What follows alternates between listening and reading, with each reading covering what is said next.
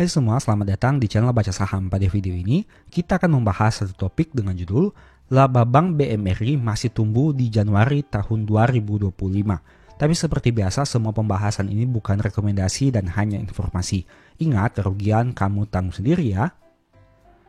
Nah, saat video ini dibuat pada tanggal 28 Februari tahun 2025, harga saham BMRI turun 1,2% dan ditutup pada angka Rp4.600. Jika melihat data dalam tahun 2025 atau year to date, harga saham Mandiri sudah turun 19,30%. Dan dalam satu tahun terakhir, harga saham Bank Mandiri sudah turun 35,44%.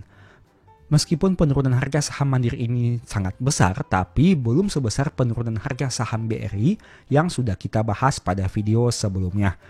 Nah, pertanyaannya, apakah kinerja Bank Mandiri di tahun 2025 mengecewakan atau adanya kenaikan laba? Mari kita bahas secara sekilas.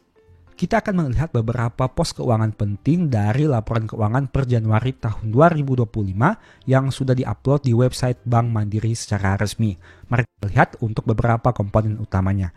Pertama, saldo kasnya yang mencapai 21,8 triliun dan jika dibandingkan dengan tahun 2024 berjumlah 18,6, itu artinya terjadi kenaikan saldo kas.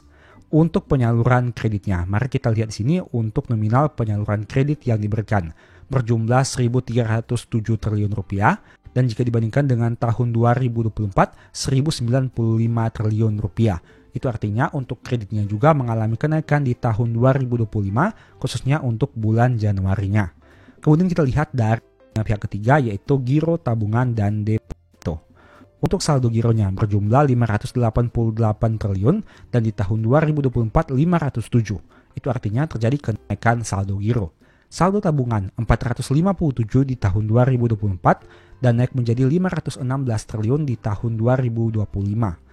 Saldo deposito 288 di tahun 2025 yang mengalami kenaikan dibandingkan tahun 2024 dengan jumlah 245. Dan kemudian kita lihat dari sisi laba rugi perusahaan ini. Untuk laba rugi tahun-tahun lalu berjumlah 193 triliun yang mengalami kenaikan dibandingkan periode tahun 2024 dengan angka 175 triliun rupiah. Kemudian kita lihat dari aspek ekuitasnya khususnya terkait laba atau rugi. Secara total laba ruginya berjumlah 193 triliun yang mengalami kenaikan dibandingkan tahun sebelumnya 175 triliun rupiah. Nah, penjabarannya sebagai berikut. Laba tahun-tahun lalu berjumlah 171 triliun yang mengalami kenaikan menjadi 189 triliun. Laba tahun berjalan dari 3,8 menjadi 4 triliun di tahun 2025 ini sehingga adanya kenaikan laba secara keseluruhan. Kita bandingkan dari aspek laba ruginya seperti apa. Pertama, mari kita lihat dari sisi pendapatan bunga perusahaan. Pendapatan bunga perusahaan di tahun 2025 adalah 10 triliun rupiah yang mengalami kenaikan dibandingkan periode sebelumnya yaitu 8,7 triliun rupiah. Untuk beban bunganya berjumlah 2,8 triliun yang juga naik menjadi 3,4 di tahun 2025 ini. Nah, untuk pendapatan bunga bersihnya berjumlah 6,5 triliun yang naik dari sebelumnya 5,8 triliun rupiah. Itu artinya dari sisi pendapatan bunga bersih, Mandiri masih menghasilkan kenaikan di Januari tahun 2025 ini. Kemudian dari sisi beban operasional lainnya dengan angka 1,5 triliun yang mengalami kenaikan dibandingkan periode sebelumnya 1,1 triliun rupiah. Nah, kita lihat untuk penyisihan kerugian penurunan nilainya dengan jumlah 594 miliar di tahun sebelumnya dan di tahun 2025 ini turun menjadi 568 miliar. Itu artinya ada terjadi penurunan untuk pos kerugian penurunan nilai aset keuangan. Tentu apabila kamu bandingkan dengan pembahasan sebelumnya terkait Bank BRI, adanya perbedaan yang sangat signifikan untuk pos kerugian penurunan nilai aset keuangan. Bank BRI bisa mencatatkan angka di atas 1 triliun rupiah, sedangkan Bank Mandiri hanya mencatatkan angka 568 miliar rupiah saja. Hal itulah yang membuat perbedaan antara dua bank BUMN ini. Kenapa laba Mandiri bisa tumbuh, kenapa laba BRI malah turun 58%. Alasannya sederhana, karena untuk BRI memang terjadi penurunan pendapatan bunga, tapi itu bukan alasan sebenarnya. Alasan sebenarnya karena adanya kenaikan dari biaya penyisihan kerugian aset keuangannya yang berjumlah mengalami kenaikan signifikan dibandingkan tahun 2024. Sedangkan Bank Mandiri ini sendiri di tahun 2025 posnya malah mengalami penurunan dibandingkan tahun 2024. Nah, dampaknya apa? Laba periode berjalan mampu tumbuh dari yang awalnya 3,8 di Januari tahun 2024 naik menjadi 4 triliun di tahun 2025. Itu artinya Mandiri ini masih menghasilkan kenaikan laba di tahun 2025 setidaknya hingga bulan Januarinya. Tentu angka ini lebih baik dibandingkan BRI yang mengalami penurunan laba, bahkan laba Bank Mandiri ini sudah lebih tinggi dari laba Bank BRI di tahun 2025 khususnya untuk bulan Januarinya. Tapi kita lihat saja ke depannya seperti apa. Mengingat ini hanya data di bulan Januari tahun 2025, perjalanan masih panjang hingga menyentuh data Desember tahun 2025. Tapi saya pribadi berharap agar semua perbankan menghasilkan kinerja yang memuaskan di tahun 2025 ini. Memang banyak tantangan dan banyak berbagai sentimen negatif yang beredar di mana-mana. Tapi kita tentu semua berharap agar perbankan di Indonesia khususnya Big Banks mampu mencetak pertumbuhan kinerja yang memuaskan di tahun 2025 ini. Memang mungkin hal itu cukup sulit, tapi setidaknya mereka mampu mencatatkan pertumbuhan yang stabil ataukah setidaknya kinerja yang setara dengan tahun 2024. Tapi kedepannya kita lihat saja seperti apa. Apakah bank BUMN ini seperti Mandiri, BRI, BNI, dan lain sebagainya mampu menghasilkan kinerja yang baik di tahun 2025 atau tidak. Mengingat terlalu banyak sentimen negatif yang beredar akhir-akhir ini sehingga kamu juga tentu mulai mempertimbangkan segala sesuatunya. Secara sekilas kamu bisa lihat memang harga saham Bank Mandiri ini mengalami penurunan dalam beberapa waktu terakhir. Tapi penurunannya belum sesignifikan penurunan harga saham Bank BRI. Harga saham Mandiri memang turun tapi belum menyentuh harga di tahun 2020 di mana saat terjadinya pandemi dan krisis ekonomi. Hal ini tentu berbeda dengan saham BRI yang penurunannya jauh lebih signifikan, bahkan menyentuh harga saham saat masa krisis ekonomi di tahun 2020. Tapi kembali lagi, dua saham ini menurut saya pribadi masih cukup menarik dengan pencapaian di tahun 2024 dan untuk Januari tahun 2025 ini untuk Bank Mandiri. Memang untuk Bank BRI mengalami penurunan yang signifikan dari sisi labanya, tapi saya pribadi masih melihat hal itu masih bisa diharapkan terjadi perbaikan. Karena penurunan laba itu lebih disebabkan adanya pos terkait penyisihan kerugiannya. Dan apabila kedepannya diharapkan kreditnya semakin membaik, tentu saja hal itu akan berpengaruh terhadap laba perusahaan ini. Nah, menurut kamu bagaimana? Apakah kamu masih tertarik dengan saham Bank Mandiri ini? Apalagi dengan tawaran dividen yield yang mencapai 7,7% saat video ini dibuat. Karena harga sahamnya turun signifikan, dampaknya dividen yield bisa meningkat dengan asumsi dividen per share yang setara dengan tahun 2024. Apalagi untuk Bank Mandiri ini masih menghasilkan kenaikan laba di tahun 2025 ini. Meskipun ingat, angka penyisihan kerugian penurunan nilainya mengalami penurunan. Dan hal tersebut tentu berbeda jauh dengan saham Bank BRI. Nah, semua kembali lagi kepada keyakinan dan analisa kamu. Silakan kamu pertimbangkan berdasarkan potensi keuntungan dan potensi kerugian terburuk yang siap kamu hadapi. Tentu saja semua disclaimer on ya, apapun pembahasan pada video ini bukan rekomendasi dan hanya sebagai informasi saja. Dan sebagai informasi, saya sudah pernah buat satu video yang mungkin bisa berguna bagi kamu. Silahkan nonton hingga selesai agar memperoleh pemahaman yang utuh. Dalam waktu dekat akan ada musim dividen. Kamu tentu sudah tahu bahwa mayoritas perusahaan besar atau yang biasa kita sebut dengan big caps cenderung membagikan dividen satu kali dalam satu tahun. Dan dalam waktu dekat ini, kemungkinan untuk big banks yang akan melaksanakan RUPS dan akan memutuskan kapan mereka membagi dividen. Tentu hal ini menjadi pertanyaan, apakah kita harus membeli saham tersebut untuk mendapatkan dividen, ataukah dividen itu merupakan suatu jebakan yang mana jika kita beli sahamnya, kita dapat dividen tapi kita malah rugi secara capital loss. Kita akan membahasnya pada video kali ini. Untuk itu, silahkan tonton video ini dengan detail. Pertama, mari kita gunakan sebuah asumsi. Misalkan, harga saham di angka Rp1.000 dan nanti kita akan memperoleh dividen sebanyak Rp70. Artinya kita akan mendapatkan dividen yield sekitar 7% dari harga beli kita. Nah, memang dari sini kita bisa lihat bahwa kita mendapatkan uang sebanyak 7% tanpa kita harus peduli apakah harga sahamnya akan naik atau turun, apakah fundamentalnya baik atau tidak. Dengan catatan, kita membelinya saat sudah mengetahui angka dividen per share yang ditetapkan di tahun 2025 ini. Mengingat banyak juga perusahaan yang mungkin tidak rutin membagi dividen. Kadang dividennya besar, kadang dividennya kecil, tapi kadang juga tidak membagi dividen. Untuk itu tips bagi kamu, usahakan kamu jika mencari dividen, carilah perusahaan yang konsisten membagi dividen dengan payout ratio yang stabil, dengan laba yang bertumbuh. Nah kemudian bagaimana jika skenario-nya, harga sahamnya setelah kita beli sahamnya, kita terima dividen tapi ternyata malah turun menjadi Rp900. Itu artinya dividen yang kita peroleh sebanyak 7% ini sebenarnya sia-sia karena secara floating loss kita masih rugi 10% dari penurunan harga 1.000 ke 900. Itu artinya sebenarnya jika di total kita masih rugi sekitar 3% dari pembelian dividen yang kita peroleh. Nah, pertanyaannya di sini, apakah dividen itu menarik atau tidak? Apakah dividen itu menguntungkan atau tidak? Ini menurut pendapat saya pribadi. Dalam jangka pendek, mungkin saja akan terjadi lonjakan seperti ini. Kamu terima dividen 7%, tapi kamu mengalami floating loss 10%. Alhasil, angka ini akan menjadi kenyataan jika kamu realisasikan. Ingat, jika kamu jual sahamnya dan kamu realisasikan, floating loss ini menjadi realisasi loss, yang mana kamu rugi 10% dengan menerima dividen 7%. Tapi bagaimana jika kita melihat dalam jangka panjang? Memang tidak ada jaminan di masa depan harga saham akan terus naik. Tapi apabila perusahaan konsisten bagi dividen dari waktu ke waktu, seperti yang sudah saya bahas pada beberapa video sebelumnya, akan ada masanya di mana kamu bisa balik modal hanya dari dividen saja. Itu artinya tanpa peduli harga naik maupun turun, kamu tetap menerima dividen rutin setiap tahunnya. Dengan catatan, perusahaan terus memiliki kinerja yang baik bahkan bertumbuh dengan dividen payout ratio yang stabil. Sehingga kamu berpotensi menerima dividen yang secara konsisten dari tahun ke tahun. Memang bisa kita katakan cara ini agak membosankan karena kita tidak ngapa-ngapain, kita hanya menunggu dividen yang diterima setiap tahunnya. Tapi tentu kamu harus ingat bahwa sangat penting untuk memantau kinerja perusahaan yang terkini. Jangan sampai kamu sudah berharap mendapatkan dividen yang besar, tapi ternyata perusahaan kinerjanya sangat menurun sehingga terpaksa harus membagikan dividen yang kecil, bahkan tidak membagi dividen.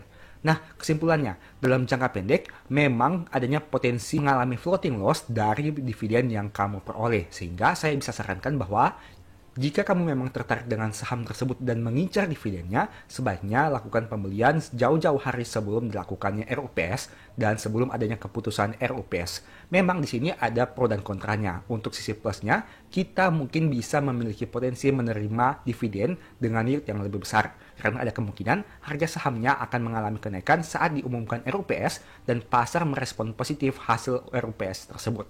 Tapi di sisi yang lain, ada juga potensi risiko, di mana apabila hasil RUPS nanti tidak sesuai dengan harapan kita, maka ada kemungkinan harga bukan naik tapi malah turun. Saya sudah sempat merasakan dua skenario ini di pasar saham, di mana saya pernah membeli saham sebelum kumdet, katakanlah harga sahamnya Rp1.000. Dan karena saya tertarik memang dari sisi dividennya dan memang perusahaannya adalah perusahaan yang bagus. Nah, tapi pada saat RUPS ternyata ada sesuatu kondisi di mana yang menyebabkan pembagian jumlah dividennya tidak sesuai dengan yang diharapkan. Alhasil, harga saham bukan naik tapi malah turun. Katakanlah turun menjadi Rp900. Itu artinya di sini saya mengalami dua kerugian. Yang pertama, kerugian secara floating loss karena harga saham turun dari 1.000 ke 900. Kerugian kedua adalah dividen yield saya menjadi lebih kecil. Karena sebenarnya saya bisa membeli pada harga 900 dan memiliki dividen yield yang jauh lebih besar apabila saya sabar menunggu hasil keputusan RUPS. Tapi, karena saya membelinya sebelum dilakukan RUPS, maka harga beli saya jauh lebih tinggi, yaitu di angka Rp1.000. Tapi di sisi yang lain, ada juga skenario sebaliknya, di mana saya membeli sebelum adanya RUPS, sehingga memang saya mengincar dividen saham tersebut. Alhasil saat dilakukannya RUPS, hasil RUPS itu sesuai dengan yang diekspektasikan sehingga membuat harga sahamnya mengalami kenaikan. Bahkan saat kumdet dan XDET sekalipun meskipun harga sahamnya sempat turun sedikit tapi kemudian naik lagi. Alhasil saya memperoleh dua keuntungan. Yang pertama, dividen yield yang besar dan yang kedua, memiliki floating profit dari skenario tadi. Jadi, untuk jangka pendek, memang ada potensi dividen itu merupakan sebuah jebakan yang membuat kamu mengalami floating loss. Tapi tidak semua saham seperti itu. Jika kita bisa memanfaatkan kondisi sebaik mungkin, tapi ingat ini juga berpotensi resiko di mana mengalami floating loss dan adanya potensi kerugian dividen yield. Tapi jika kamu berani mengambil resiko tersebut, tidak menutup kemungkinan kamu bahkan bisa mengalami dua keuntungan. Yang pertama, dividen yield lebih besar, yang kedua menghasilkan capital gain. Nah, tapi untuk aspek dividen, saya pribadi lebih tertarik untuk fokus ke dalam jangka panjangnya. Saya kurang tertarik untuk jangka pendek, karena mengingat fluktuasi harga saham yang cenderung lebar jika melihat dalam time frame jangka pendek, sehingga lebih menarik untuk melihatnya dalam jangka panjang. Mari saya tunjukkan sebuah cerita terkait konsep dividen ini. Beberapa dari kamu mungkin sudah mengetahui terkait Warren Buffett yang memperoleh dividen jumbo dari saham Coca-Cola karena sudah membelinya sejak lama. Berdasarkan informasi di Google ini, kamu bisa baca, pada tahun 2024, Warren Buffett diperkirakan akan mendapatkan dividen sebesar 776 juta dolar dari Coca-Cola. Angka ini didasarkan pada 400 juta saham Coca-Cola yang dimiliki Berkshire Hathaway, perusahaan investasi milik Buffett. Nah, kamu bisa lihat di sini. Ini merupakan salah satu dari keajaiban dividen dalam jangka panjang dengan catatan perusahaannya konsisten tumbuh dan payout rasionya stabil dari waktu ke waktu. Kamu mungkin tahu bahwa perusahaan Warren Buffett ini memang jarang membagi dividen kepada pemegang sahamnya. Tapi menurut saya pribadi, perusahaan ini dapat memanfaatkan dividen dari perusahaan yang mereka beli untuk menghasilkan keuntungan dalam jangka panjang. Setidaknya berdasarkan artikel ini, kamu bisa baca di sini bahwa konglomerat ini akan mengantongi pendapatan dividen sebanyak 6 miliar US dollar atau setara 94,16 triliun pada tahun depan. Mengutip Investing, Minggu 12 November 2023, sebagian besar pendapatan dividen Berkshire Hathaway tahun depan akan berasal dari 3 perusahaan saja. Itu artinya dari sini kamu bisa lihat bahwa Warren Buffett ini cenderung tertarik dengan beberapa perusahaan besar yang sudah terkenal dan sudah terbukti sepak terjangnya dan memiliki prospek yang menarik di masa depan. Sebut saja seperti Coca-Cola, Bank of America, Apple, dan masih banyak lagi. Nah, itu merupakan salah satu strategi yang mungkin bisa kita terapkan di Indonesia dengan mengacu kepada konsep dividend investing untuk diproyeksikan dalam jangka panjang dengan catatan perusahaannya bertumbuh, kinerjanya bagus, memiliki prospek yang baik, dividen payout rasionya stabil, dan konsisten membagi dividen setiap tahunnya. Sebagai contoh, ini merupakan salah satu historical pembagian dividen dari saham BBRI. Bisa kamu lihat di sini pada tahun 2003, jumlah pembagian dividennya hanya 8,21 per lembar saham. Itu di mana setara dengan pembagian dividen sebanyak 990 miliar rupiah dan 75% dari laba yang mereka capai. Seiring dengan berjalannya waktu, kamu tentu sudah tahu bahwa pada tahun 2023, BRI membagikan dividen dengan angka yang jauh lebih besar. Begitu juga dengan dividen interim dibagi di tahun 2024. Angkanya secara pencapaian laba yang mereka capai jauh lebih besar, sehingga menyebabkan dividen yang dibagikan juga menjadi lebih besar. Apalagi pada beberapa waktu terakhir ini, payout rasio BBRI sangat tinggi dengan angka sekitaran 80-85%. Nah, bisa kamu lihat di sini. Untuk historical pembagian dividen BRI, memang dalam jangka waktu yang panjang kita bisa melihat di sini. Jika kita berada pada tahun 2024 dan kita lihat ke belakang di tahun 2003, rasanya kita ingin balik lagi ke tahun 2003 untuk membeli saham ini. Sehingga di tahun 2024 kita memperoleh dividen yang sangat banyak. Tapi apakah hal itu bisa terjadi? Tentu tidak, bukan. Kita tidak bisa kembali ke masa lalu, kita hanya bisa hidup di masa sekarang dan memproyeksikan di masa depan.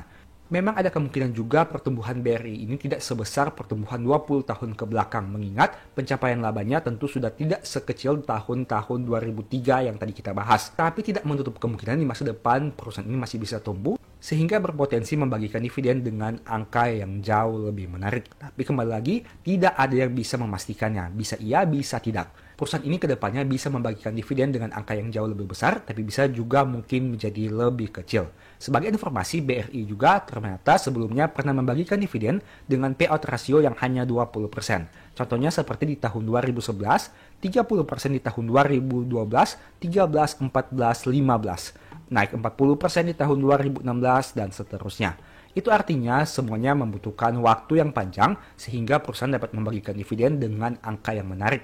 Kita memang tidak tahu ke depannya seperti apa. Apakah perusahaan yang kita beli ini menawarkan dividen yang menarik ke depannya atau tidak. Tapi setidaknya dengan melakukan analisa di masa sekarang, berdasarkan historical data di masa lalu, dan yakin bahwa kinerja perusahaan masih bisa tumbuh di masa depan, itu bisa menjadi pegangan bagi kita untuk memperoleh dividen yang jauh lebih menarik di masa depan. Tapi ingat, semuanya mengandung resiko.